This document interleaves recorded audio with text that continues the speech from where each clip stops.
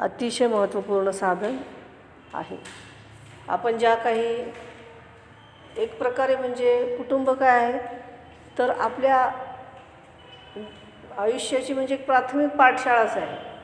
प्राथमिक पाठशाळा की ज्या शाळेमध्ये जाण्याच्या अगोदर आपण काय करतो तर तिथं जाण्याची तयारी ही आपल्या कुटुंबामध्ये करत असतो, आहे की नाही.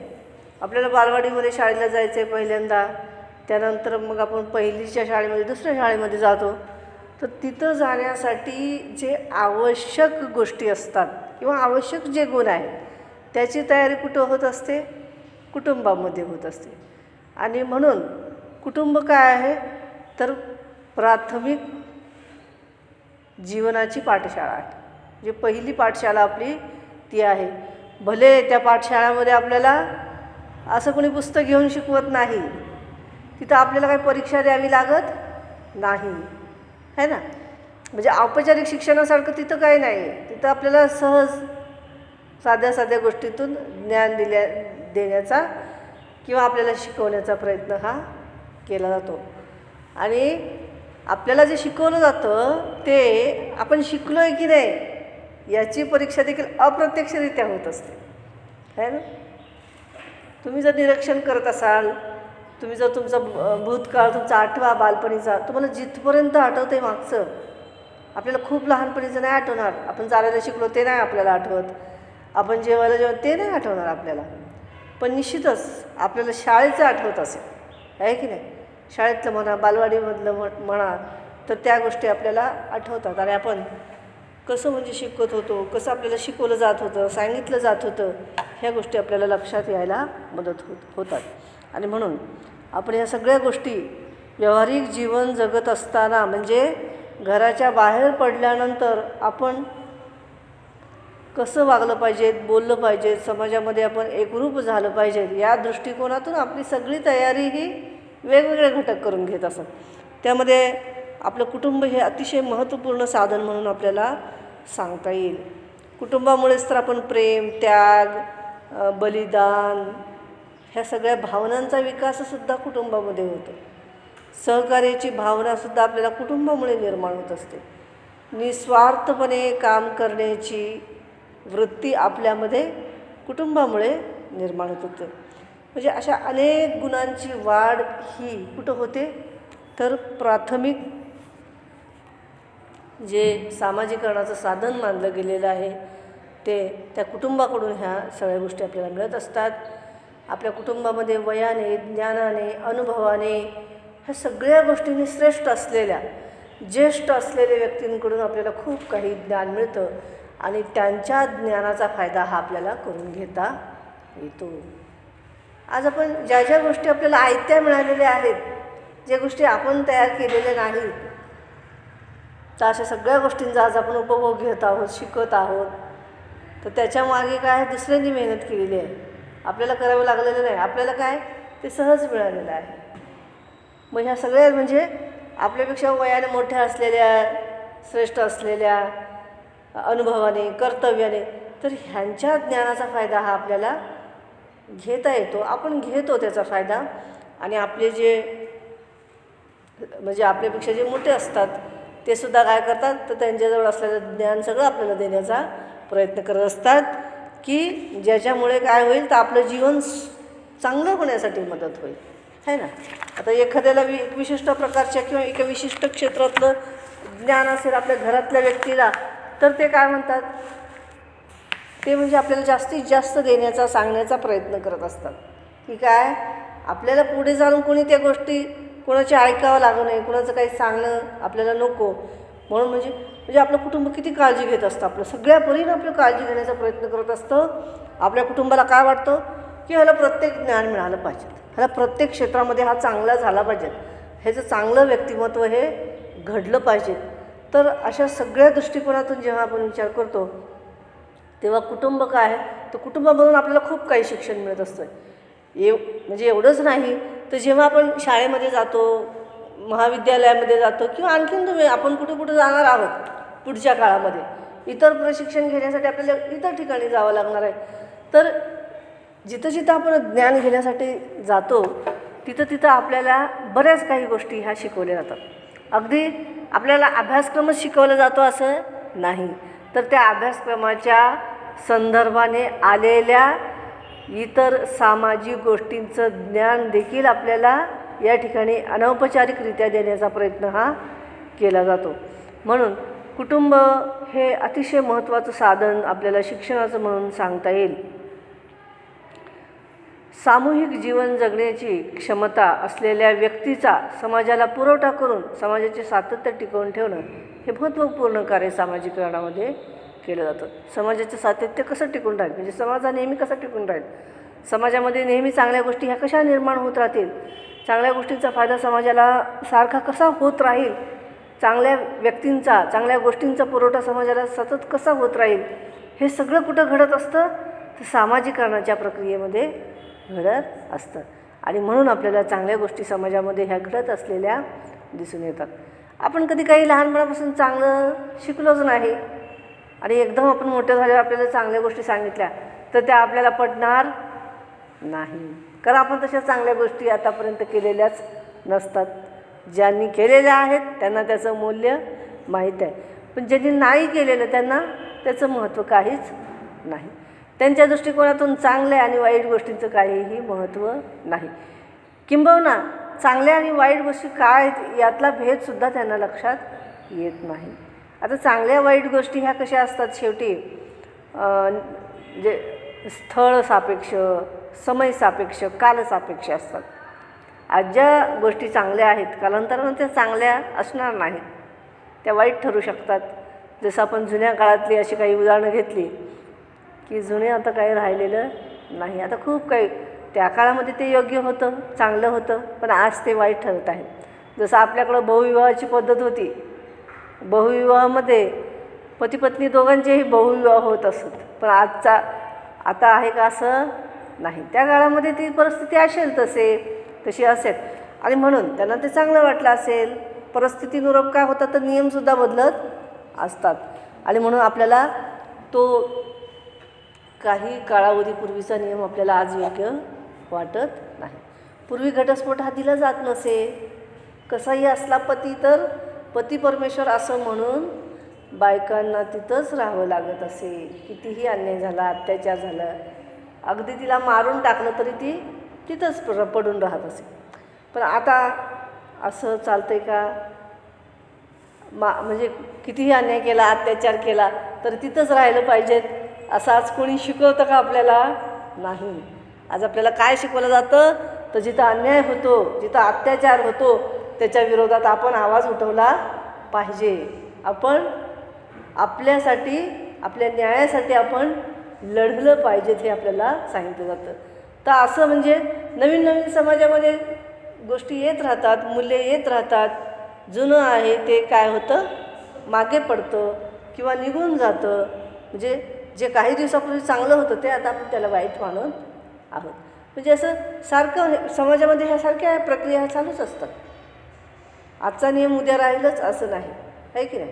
म्हणून आपल्याला विविध संस्थांमध्ये बदल झालेले बघायला मिळतात. तर हे सगळं कशामुळे येत असतं? हे सामाजिकरणाच्या माध्यमातून येत असतं सगळं, है ना. हे शिकण्यासाठी आपल्याला कुठं जावं लागत नाही. हे आपल्याला कुटुंबामध्ये आपण कुटुंबाचं निरीक्षण करतो, समाजाचं निरीक्षण करत असतो, आपण ऐकत असतो. ह्या सगळ्या गोष्टी काय आपण ग्रहण करत असतो आणि त्यानुसारच आपण राहण्याचा प्रयत्न करत असतो. या दृष्टिकोनातून काय आहे तर कुटुंब हे अगदी महत्त्वपूर्ण साधन आहे. तर कुटुंबामध्ये शिक्षण आपल्याला कसं कसं मिळत जातं तर त्यातला पहिला घटक आहे व्यक्तींचा सहवास. जास्तीत जास्त आपण कोणाच्या सहवासामध्ये राहतो तर कुटुंबाच्या सहवासामध्ये राहत असतो. अगदी जन्मल्यापासून मृत्यूपर्यंत आपण कुटुंबालाच मध्ये जास्त वेळ आपला व्यतीत होत असतो. आपण शाळेत जातो, कॉलेजमध्ये जातो, तर शाळेमध्ये आपली 6 तास शाळा असायची. आता कॉलेजमध्ये येतो आहे तर आपण 6 तासच, इथं पण 6 ते 7 तास जास्तीत जास्त. मग उरलेलं जे आपलं वेळ आहे, किती उरतो वेळ? 24 तासातून जर आपण 6 तास वजा केले किती वेळ राहिला? तर तेवढा वेळ आपण कुठं राहतो? कुटुंबातच व्यतीत करत असतो. म्हणजे आपल्याला जास्तीत जास्त सहवास कोणाचा लाभतो? बाहेरच्या व्यक्तींचा जास्त सहवास आपल्याला लाभत नाही, तर आपल्या आपल्या घरच्या लोकांचा आपल्याला हा जास्त सहवास लाभत असतो. म्हणजे व्यक्तीचा व कुटुंबाचा संबंध हा व्यक्तीच्या जन्मापासून येत असतो. आपले जीवन तो संपूर्ण कुटुंबामध्येच व्यतीत करत असतो. जास्तीत जास्त कालावधी ते कुटुंबात राहत असतात. जास्तीत जास्त कालावधी ते आपल्या व्यक्तींच्या सोबत राहत असतात. आपल्या रक्ताचं जे नातं आहे अशा व्यक्तींच्या संपर्कात आपण राहत असतो. आणि त्यामुळं काय होतं, तर खूप ओढ, आपुलकी, प्रेम ह्या सगळ्या म्हणजे भावनांमध्ये आपला विकास होत असतो, है ना. पहिलं आपल्याला तेच कुटुंबामध्ये काय आहे तर प्रेम, सहकार्य ह्याच भावनांचा आपला विकास केला जातो. तर व्यक्तीचे सामाजिकरण ही कशी आहे, चिरंतर चालणारी प्रक्रिया आहे. व्यक्ती आपल्या वेगवेगळ्या आयुष्यात सतत नवीन काही ना काही शिकत असते. बाल्यावस्था, पौगंडावस्था ही सामाजिकरणाच्या दृष्टीने व्यक्तीच्या आयुष्यातील महत्त्वाचे टप्पे आहे. पौगंडावस्था ज्याला साधारणतः पौगंडावस्थेला सुरुवात ही वयाच्या 11व्या-12व्या वर्षापासून ते 16-17 वर्षापर्यंतचा हा कालावधी मानला जातो. म्हणजे ह्या कालावधीमध्ये काय होतं, जास्त आपले शारीरिक बदल होत असतात आपल्या शरीरामध्ये 11 ते 18पर्यंत. त्यामुळं या कालामध्ये म्हणजे बालकांना, आता तुम्ही पण त्या प्रोसेसमधून गेलेले आहात, है ना. तेव्हाही तुम्ही क्रॉस केलेलं आहे. तुम्ही 11तून 18मधून बाहेर पडलेले आहात आता. म्हणजे पौगंडावस्थेमध्ये काय होती आपली अवस्था, तर त्या काळामध्ये बालकांना लक्षात येत नाही लवकर की मी छोटा आहे का मी मोठा आहे, है ना. आता लहान आहे म्हणावं म्हटलं तर आपल्या शरीरामध्ये खूप बदल होत असतात. काय काय बदल होत असतात आपल्याला माहिती आहे, मुलींमध्ये, मुलांमध्ये. आणि त्यामुळं काय होतं तर लवकर लक्षात येत नाही अशा काळामध्ये. अशा काळामध्ये चांगल्या गोष्टी, वाईट गोष्टीचं मार्गदर्शन करण्याचं काम हे कुटुंब सांगत असतं. आपल्या शरीरामध्ये होणारे जे बदल असतात तर त्याच्या संदर्भातलं ज्ञान देखील आपल्याला आपलं कुटुंब देत असतं. आणि आपल्याला काय करतं तर त्या परिस्थितीमधून सावरण्यासाठी प्रयत्न करत असतं. या वयातील मुलांची मने ही अत्यंत लवचिक असतात, संवेदनशील झालेली असतात. तर म्हणजे कुणी काही म्हटलं की त्यांना लगेच रडायला येतं, लगेच त्यांना दुःख होतं, असं काही म्हणजे काही सहन करण्याची क्षमता ही ह्या काळामध्ये नसते. तसंच चांगलं वाईटचं पण समज नसते त्याला.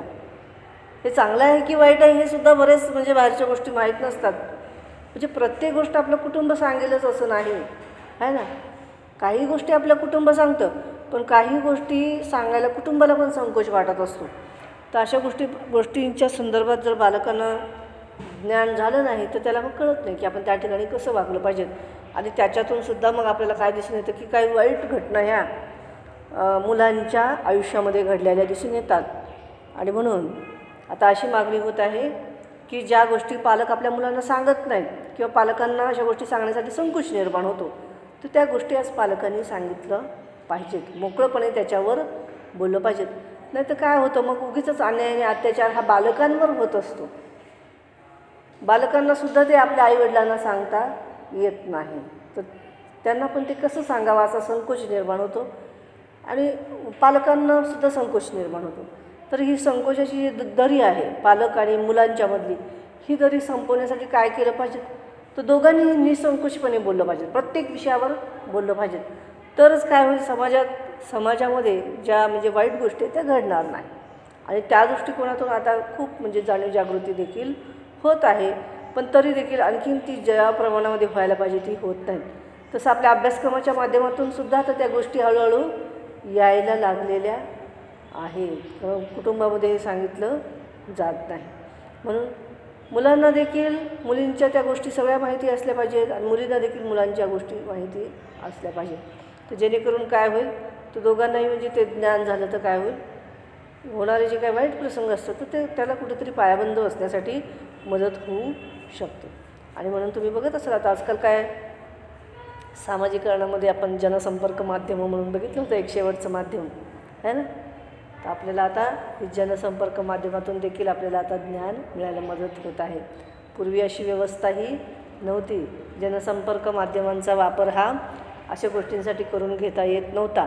पण आताच्या काळामध्ये मात्र आपल्याला एखाद्या गोष्टीचं ज्ञान हवं की नको, आपल्याला याच्यावर विचार करण्याची गरजच राहिलेली आहे. ते ज्ञान बऱ्याच वेळेस आपल्यासमोर असं ॲटोमॅटिकली येत असतं आणि आपल्याला कित्येक माहीत नसलेल्या गोष्टींचं देखील ज्ञान हे आता होत आहे. तर अशा वयातच म्हणजे मुलांच्या व्यक्तिमत्त्वाचा पाया घातला जातो आणि साधारणपणे अशा वयाची मुलं सतत कुटुंबाच्या सहवासात असतात, म्हणून कुटुंबियांना त्यांचं सामाजिकरण करणं शक्य होत असतं.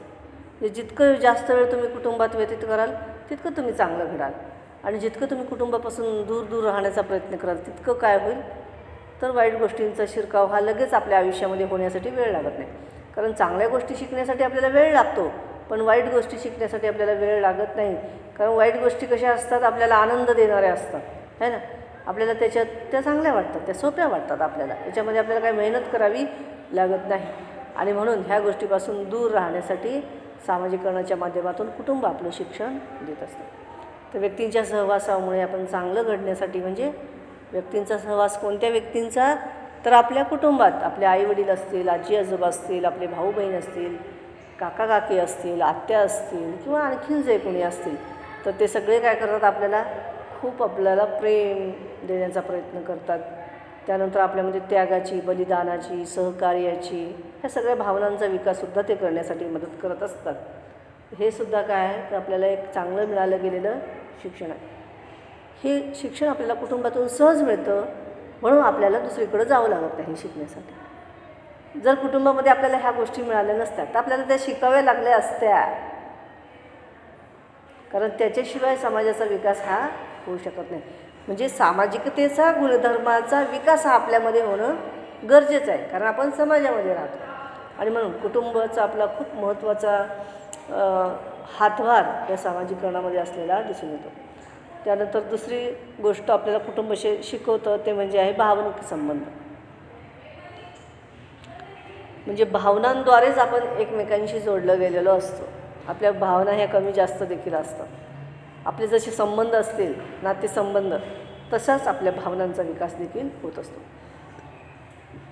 व्यक्ती ज्यांच्यावर अवलंबून असते व ज्यांच्याबरोबर तिचे भावनिक संबंध निर्माण झालेले असतात ते तिला प्रभावीपणे शिकवू शकतात, म्हणजे आपले आईवडील, है ना.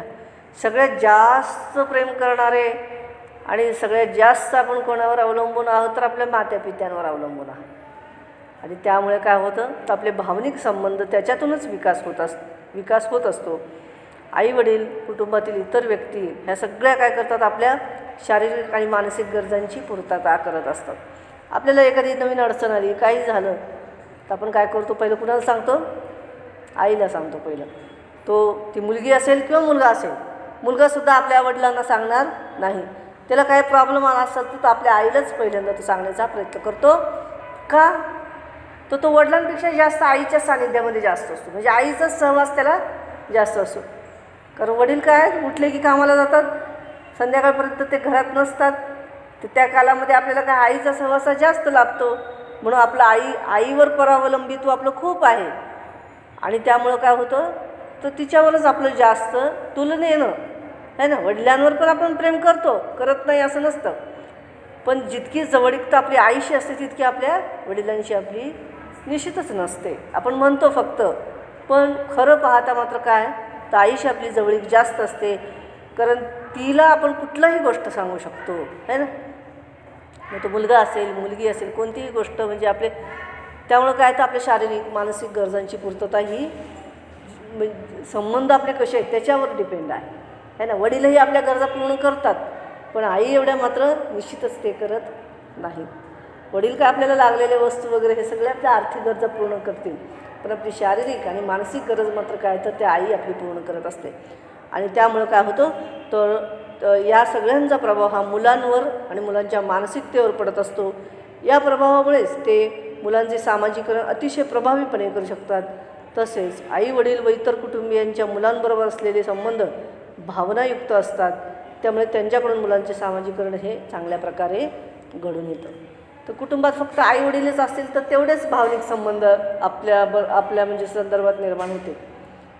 जर आपल्याला भाऊ नसेल, बहीण नसेल तर आपलं सामाजिकरण होतं. जर आपल्या कुटुंबामध्ये ते असतील तर आपला स्वभावच वेगळा बनून जातो. आणखीन जास्त माणसं असतील तर तुम्ही आणखीन वेगळं तुमचं व्यक्तिमत्व घडू शकते. म्हणजे जितकं कमी माणसांसोबत तुम्ही राहता तर तुमचं व्यक्तिमत्व तितकं इफेक्टिव्ह नसणार आहे. पण जितक्या जास्त व्यक्तींच्या म्हणजे सोबत राहता तुम्ही, जितक्या जास्त व्यक्तींचा सहवास तुम्हाला लाभेल, तितकी तुमची कॅपॅसिटी ही इतर व्यक्तींशी जुळवून घेण्याची वाढत जाते. जर तुम्ही लहानपणापासूनच मोठ्या कुटुंबामध्ये राहत असाल तर काय होईल, तुम्हाला ती सवय झालेली आहे. काय, सगळ्यांबरोबर जुळवून घ्यायचं, सगळ्यांबरोबर चांगलं वागायचं, सगळ्यांबरोबर. आणि मग तिथं आपण त्यागही करायला शिकतो. खूप माणसं असली की आपल्याला खूप गोष्टींचा त्याग देखील करावा लागतो. प्रत्येक गोष्ट आपल्याला मिळेलच असं नाही, का तर ती सगळ्यांना मिळाली पाहिजे. ह्या भावनाचा विकास देखील आपल्यामध्ये त्यामुळे होत असतो. आणि म्हणून आपल्याला केंद्र कुटुंब आणि संयुक्त कुटुंब दोन्ही कुटुंबातले मुलांचं सामाजिकरणामध्ये सुद्धा आपल्याला फरक दिसून येतो, आहे ना. केंद्र कुटुंबामधल्या मुलांना जास्त ॲडजस्टमेंट करण्याची गरज नसते, कारण त्याला कोणी शेअर करणारच नसतं तिथं कोणत्याही गोष्टी. आणि संयुक्त कुटुंबामध्ये काय असतं, प्रत्येक गोष्ट त्याला शेअर करावी लागते, म्हणजे ते दुसऱ्यांना दिलं पाहिजेत आणि मग नंतर आपण घेतलं पाहिजेत. ह्या भावनेचा विकास हा त्याच्यामध्ये होत असतो. हे मूल जिद्दी होतं, ह्याला प्रत्येक गोष्ट हवी असते. तिथल्या संयुक्त कुटुंबातल्या मुलाला सगळं काही हवं नसतं, दुसऱ्यांना आधी द्यायला पाहिजे, नंतर आपण घेतलं पाहिजे, हे त्याला कळतं, कारण लहानपणापासून त्याला कुटुंबामध्ये तसं शिक्षण दिलं जातं. तर असा आपल्याला फरक हा दिसून येतो. म्हणून असे म्हणजे आपले भावनिक संबंध जे विकसित होत असतात त्यामध्ये काय, तर व्यक्तींचा सहवासच हा महत्त्वपूर्ण असतो. जितके जास्त व्यक्तींच्या सहवासात तुम्ही राहाल तितकं तुमचं व्यक्तिमत्व एक खुलून येईल. तुम्हाला बाहेर कुठेही गेलात तर कुठेही ॲडजस्ट व्हायला तुम्हाला वेळ लागणार नाही. तिथंच नाही, कुटुंबातच नाही, तर इथं आपण जिथं शाळामध्ये महाविद्यालयामध्ये वावरतो इथं समज जास्तीत जास्त लोकांशी तुम्ही मैत्री करा, तुमचं व्यक्तिमत्व एकदम काय होईल, तर अष्टपैलू व्यक्तिमत्व होईल. म्हणजे खूप काही गुणांचा तुमच्यामध्ये विकास होऊ शकतो. तिसरं आहे आपल्या कुटुंबात शिक्षण देणारे म्हणजे आपले ज्येष्ठ व्यक्ती, आपले आजी आजोबा किंवा आपले काका काकू, जे मोठ्या व्यक्ती असतील तर अशा सगळ्या व्यक्तींकडून काय आपल्याला खूप काही वेगवेगळ्या गोष्टींचं ज्ञान मिळण्यासाठी मदत होत असते. कुटुंबात जीवन व्यतीत करत असताना मुलांच्या आपल्या अगोदरच्या पिढीतले आजोबा आजी तसेच आई वडील यांचा संबंध येतो. म्हणजे आपल्यापेक्षा वयाने ज्ञानाने श्रेष्ठ असलेल्या व्यक्तींचं आपल्याला त्यांच्याकडून ज्ञान ग्रहण करण्याची आपल्याला काय मिळते, तर खूप संधी मिळते. त्याचबरोबर त्यांच्याकडून काही गोष्टी आपल्याला ऐकायला मिळतात.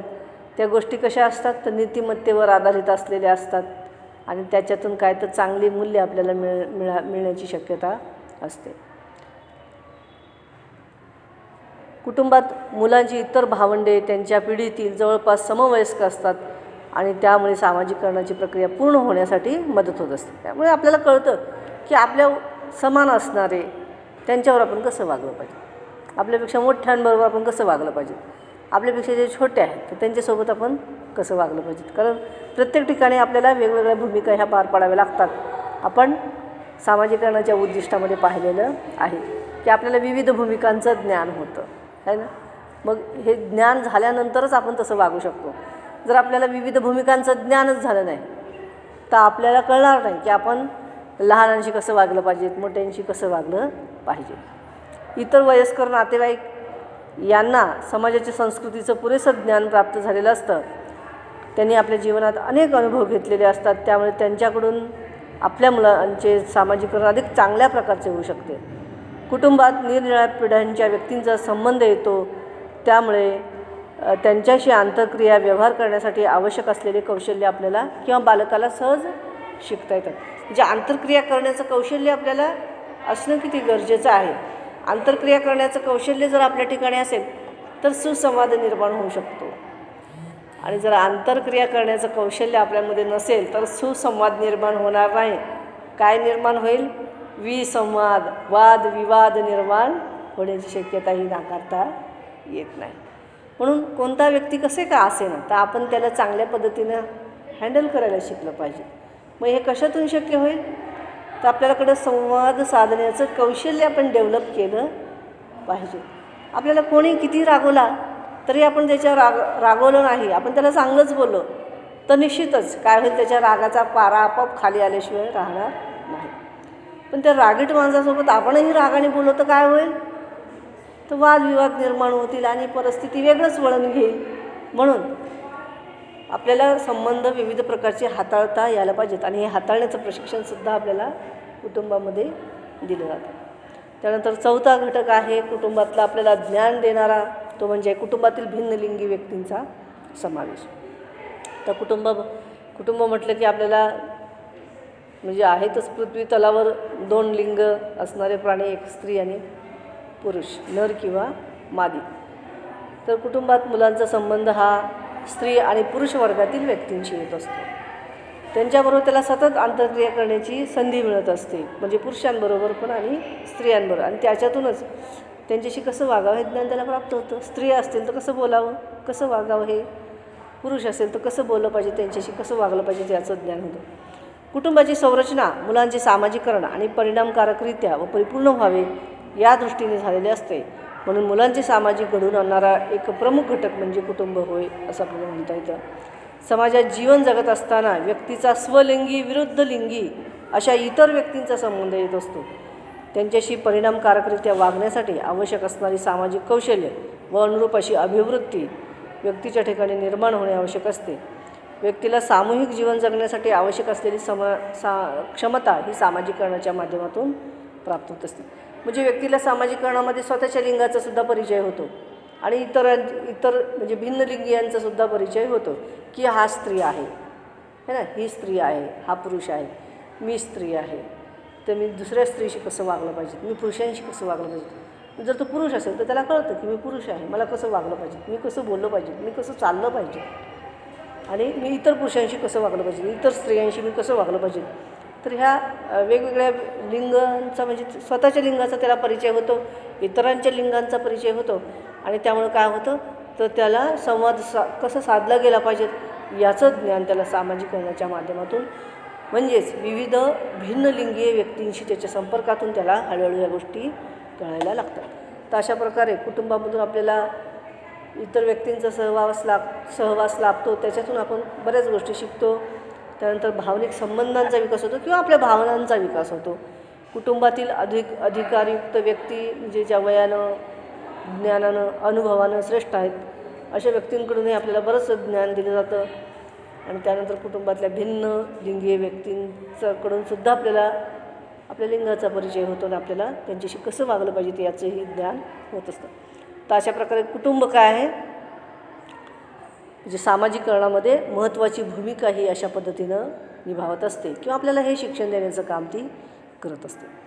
आता आपण बघूया की शिक्षण आपल्याला काय देत असतं. म्हणजे जे आपण शिक्षण औपचारिकरित्या घेतलेलं आहे त्या औपचारिक शिक्षणाची सामाजिकरणामध्ये काय भूमिका आहे.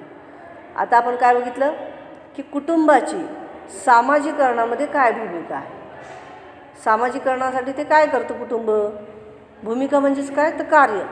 कुटुंबाचं कोणतं कार्य आहे सामाजिकरणामध्ये ते आपण बघितलं. आता आपण बघूया